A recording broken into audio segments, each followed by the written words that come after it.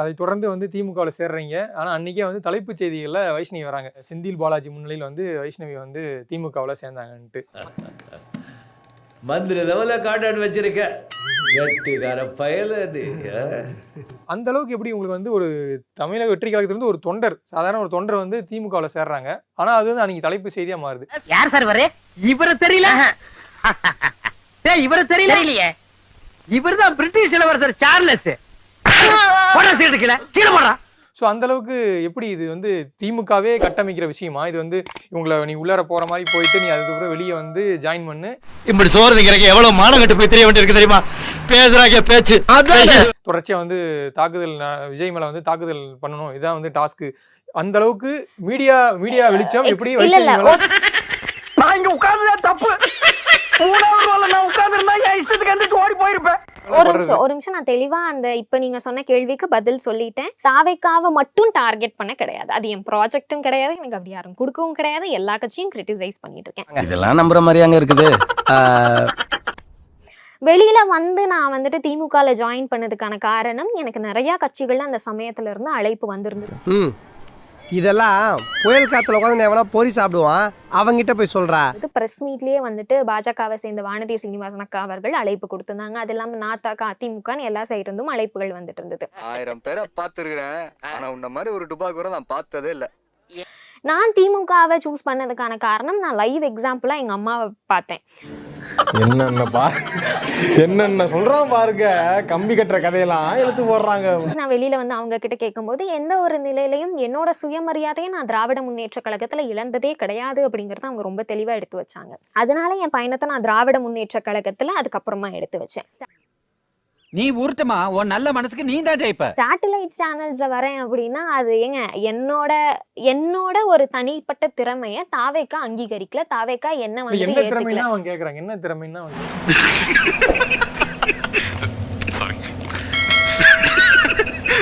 நம்மோட நேர்காணலில் கோவையை சேர்ந்த திமுக வைஷ்ணவி நம்முடன் இணைந்திருக்காங்க. வணக்கம் மேம். வணக்கம்.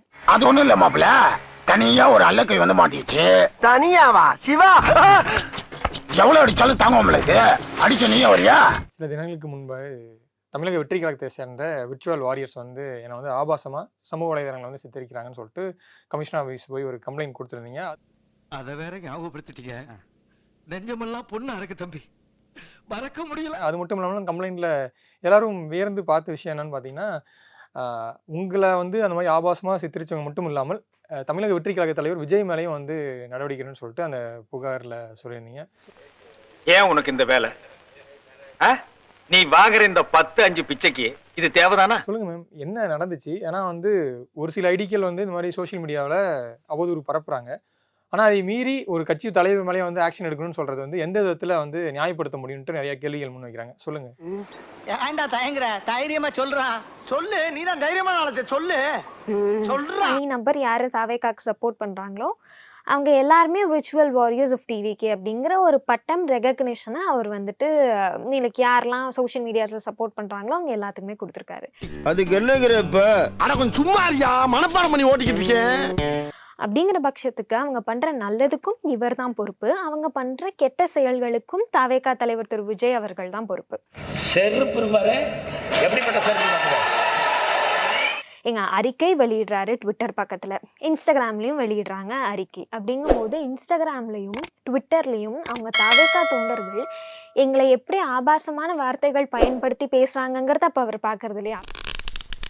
அண்ணே கொந்தளிச்சாதீங்க அண்ணே, பொறுமையா கடப்பிடிங்க. அறியாப்புல தெரியாம கேட்டான்.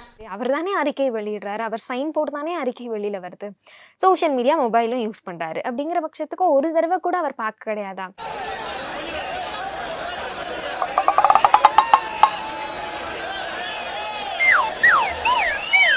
உதாரணத்துக்கு வைஷ்ணவின்னு இல்லை, நீங்க எந்த பெண்ணை எடுத்துக்கிட்டாலும் தாவேக்காக்கு எதிராக ஐடியாலஜிக்கலா கருத்தியல் ரீதியா நாங்க ஒரு கேள்வி எழுப்பும் போது யாரு எதை பேசுறதுன்னே நாட்டுல விவசாயம் இல்லாம போச்சுடா.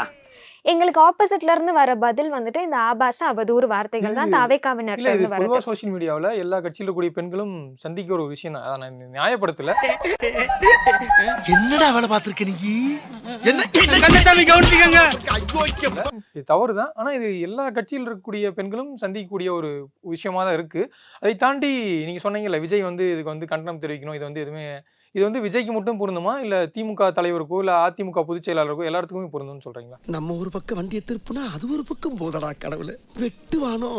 திமுக அதிமுக எல்லாத்துக்கும் தான் பொருந்தும். ஏங்க திமுகலையும் தான் சில மேடை பேச்சுகள்ல பேச்சாளர்கள் தவறான வார்த்தைகள் பயன்படுத்துறதும் ஆபாசமா பேசுற நிகழ்வுகளும் இருக்கு. இது நீ செருப்பு கட்டி அடிச்சுக்கலாம்பா, அசிங்கப்படுத்த.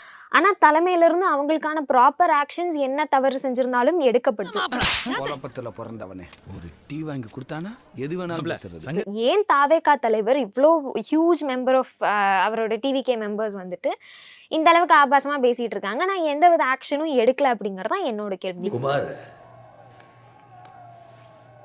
யார் இவரு?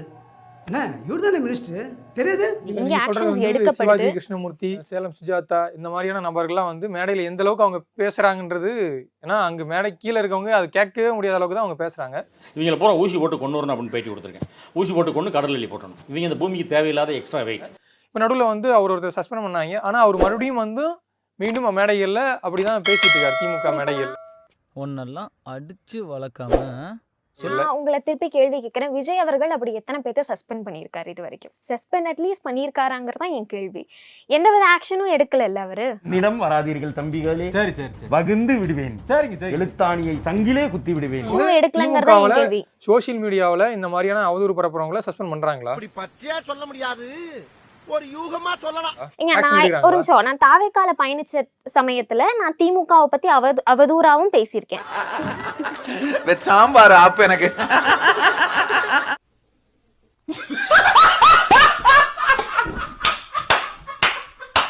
திமுக மேல நான் கிரிட்டிசைசேஷன்ஸ் எடுத்து வச்சிருக்கேன், இல்லைன்னு சொல்லலை. ஆனா அந்த சமயத்துல எனக்கு வந்து ஆபாச அவதூறு வார்த்தைகளுக்கும் இப்ப இந்த 2 மாத காலமா எனக்கு வர்றதுக்கும் நிறைய வித்தியாசங்கள் இருக்கு அப்படிங்கறத நான் சொல்றேன். இதை பார்க்கும்போது என்ன தோணுதுன்னா, ஒரு ஆணியும்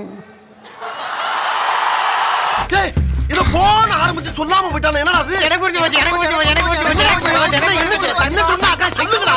அடே ஓகே, இந்த அளவுக்கு வந்து உங்க மேல அட்டாக் பண்றாங்கன்னு சொல்றீங்க. ஆனால் நீங்களே சில மாதங்களுக்கு முன்பு உங்க சோஷியல் மீடியா ஹேண்டல்ல தாவேகா தலைவர் விஜய் வந்து ஒரு நடிகையுடன் இருக்கிற மாதிரி அந்த போட்டோவை போட்டு நீங்க வந்து போடுறீங்க, இதுக்கெல்லாம் நேரம் இருக்கு. ஸோ இது வந்து ஒரு ஆரோக்கியமான விமர்சனமா எடுத்துக்கலாமா?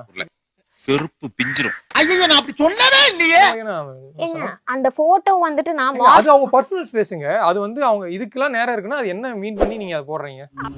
என் வாழ்க்கையில இன்னும் நான் எல்லா குடும்பங்களை பார்க்கணும்னு இருக்கும் எனக்கே தெரியல. அவங்களோட டைம் ஸ்பெண்ட் பண்றதுக்கும் உங்களுக்கு நேரம் இருக்கும், உங்க ஃப்ரெண்டோட டைம் ஸ்பெண்ட் பண்றதுக்கு. அவங்க தானே சொல்லியிருந்தாங்க ஃப்ரெண்ட்ஸா நாங்க வந்துட்டு பிரைவேட் ஜெட்ல போயிருந்தோம் அப்படின்னு சொல்லிட்டு. உனக்கு என்னப்பா நீ பைத்தியம், நீ என்ன வேணாலும் பேசலாம். ஸோ ஃப்ரெண்டோட டைம் ஸ்பெண்ட் பண்ணுறதுக்கு உங்களுக்கு டைம் இருக்குது. ஆக்டர் விஜயா ஏன் ஒரு கட்சி தலைவராக உங்களுக்கு மக்களை வந்து சந்திக்க முடியாதா? இந்த எதுக்கு தாங்க முடியலன்னு சொன்னியே, விஷம் குடிச்சிட்டு சாவு. இருக்காங்க. எப்படி நியாயப்படுத்துறீங்க எனக்கு தெரியல. இது நியாயமான கருத்து. நான் அதுல கெட்ட வார்த்தை எதுவும் யூஸ் பண்ணல இல்லையா, அவதூறான வார்த்தைகள் ஆபாசமான வார்த்தைகள் எதுவும் பயன்படுத்தல. அதை நான் மார்ஃபும் பண்ண கிடையாது, தாவேகா தொண்டர்கள் பண்ற மாதிரி. இது பிறந்ததுல இருந்தே இப்படித்தானா, மூளை வளர்ச்சி குறைவா. மறக்காம சர்ப்ரைஸ் பண்ணுங்க.